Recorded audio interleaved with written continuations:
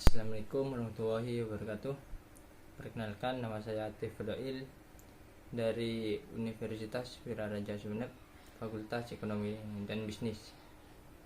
Baik, saya akan menjelaskan pengelolaan budaya dalam arena internasional.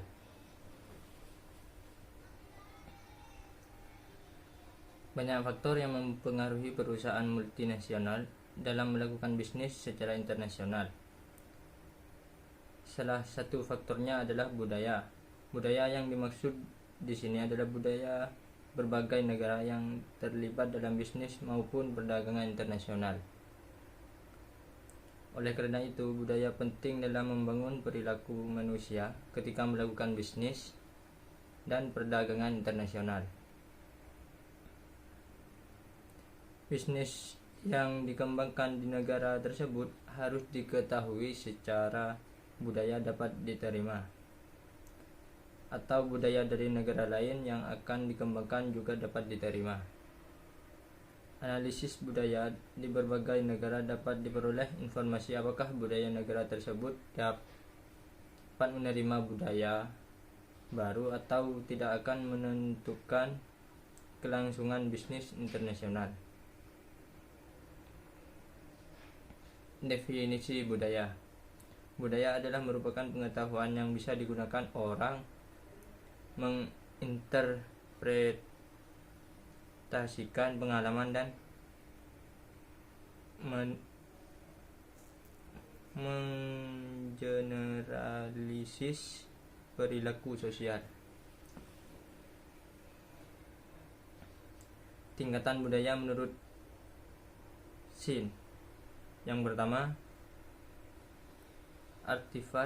artifak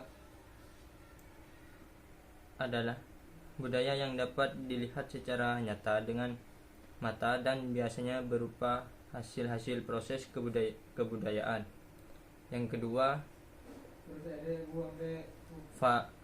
valus. Nilai adalah pemahaman yang berkaitan dengan norma yang berlaku yang menunjukkan suatu benar atau salah, baik atau buruk, penting atau tidak penting. Yang ketiga, basic underlying assumption adalah asumsi-asumsi dasar yang menjadi patokan atau pedoman seorang dalam memahami nilai-nilai dan norma-norma yang berlaku dalam masyarakat. Karakteristik budaya. Yang pertama, dapat dipelajari atau yamed. Budaya diperoleh dengan mempelajari dan pengalaman. Yang kedua, dapat dikembangkan atau diajarkan orang sebagai anggota kelompok, organisasi atau masyarakat, mengembangkan dan mengajarkan budaya secara khusus, orang per orang secara sendiri-sendiri. Yang ketiga, lintas generasi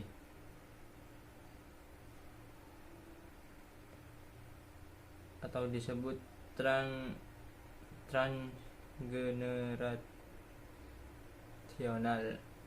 Budaya merupakan kumpulan akumulasi dari generasi yang lalu ke generasi berikutnya.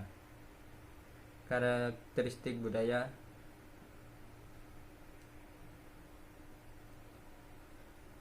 Dapat tersimbol budaya didasarkan kapasitas manusia untuk mengutarakannya dalam simbol-simbol atau menggunakan sesuatu untuk menyatukan sesuatu yang lain.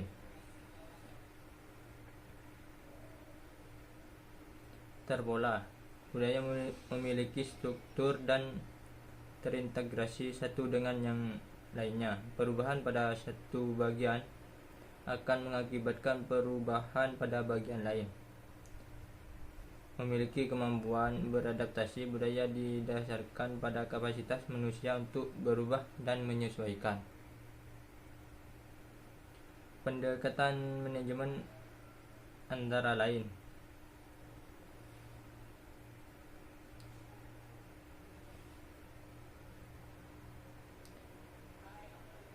Yang pertama, sentralisasi versus desentralisasi. Yang kedua, aman versus resiko. Yang ketiga, prosedur formal versus prosedur informal. Yang keempat, kesetiaan tinggi versus rendah. Yang kelima, kerjasama versus persaingan. Yang keenam, wawasan jangka pendek versus jangka panjang. Yang ketujuh, kestabilan versus perubahan.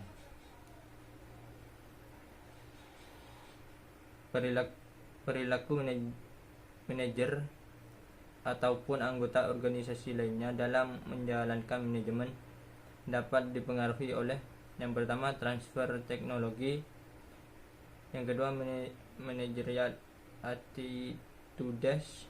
Yang ketiga, manajer ideologi. Yang keempat, hubungan bisnis pemerintahan. Yang kelima, cara manusia berpikir dan berperilaku. Persepsi dan stereotipi. Budaya juga mempengaruhi persepsi dan stereotipi. Budaya dapat mempengaruhi cara pandang seseorang pada sesuatu yang nyata terlihat. Persepsi menurut Hoggett adalah seseorang dalam menginterpretasikan hal-hal yang nyata sangat berbeda sesuai dengan perbedaan budaya walaupun terhadap hal yang sama.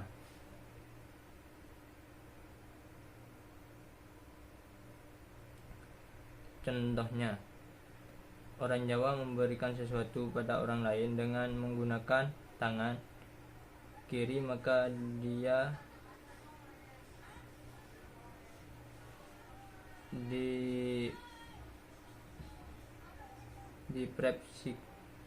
dipersepsikan tidak sopan. Namun tidak demikian dengan orang Inggris, dapat menerima pemberian sesuatu dari orang lain dengan menggunakan tangan kiri. Definisi budaya ada 4. Yang pertama, jarak kekuasaan atau power distance. Yang kedua, penghindaran ketidakpastian atau uncertainty atau venture. Yang ketiga, individualisme vs kolektivisme. Yang keempat, maskulinitas vs feminitas.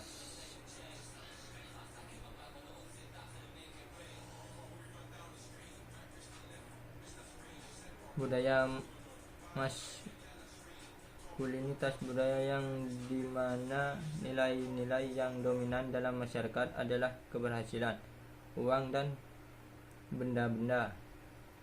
Feminim sebagai situasi di mana nilai-nilai yang dominan dalam masyarakat adalah adanya saling memperhatikan satu sama lain. Bisnis pada berbagai negara.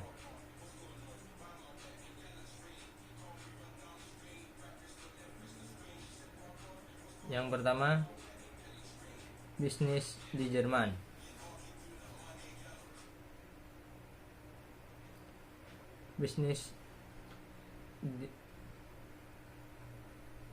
Orang-orang Jerman tidak suka datang terlambat dalam suatu pertemuan. Yang kedua, mereka tidak mengakui argumen dengan sangat mudah, tetapi cenderung untuk selalu mencari pendapat. Yang ketiga, mereka sering menggolong-golongkan argumen. Mereka berharap agar orang lain dapat melakukan hal yang sama. Yang keempat, orang Jerman tidak suka lelucon atau humor dan pertemuan bisnis suka serius. Yang kelima, konsisten dengan pendapatnya secara lisan. Yang keenam, sangat mengacau bahasa Inggris untuk berkomunikasi dan bernegosiasi bisnis. Yang kedua, bisnis Italia. Pertama, bangga Italia dan pandai dan menarik. Yang kedua, suka berbicara dan memiliki daya persepsi yang tajam. Yang ketiga, suka bercerita mengenai keluarga, liburan, harapan, aspirasi dan kekecewaan dan kesuksesan. Yang keempat, dengan gaya komunikasi yang penuh perasaan yang menjadikan fleksibel dibandingkan dengan orang negara Eropa lainnya. Yang kelima, orang Italia sepertinya sama dengan orang Indonesia yang juga kurang tepat waktu dalam pertemuan formal dan informal, formal dan non formal. Yang keenam, sebagai negosiator dalam bisnis, orang Italia sangat akrab, banyak bicara dan tentu fleksibel, namun sering kurang berterus terang. Baik, cuman itu yang saya sampaikan. Kurang lebihnya mohon maaf. Wassalamualaikum warahmatullahi wabarakatuh.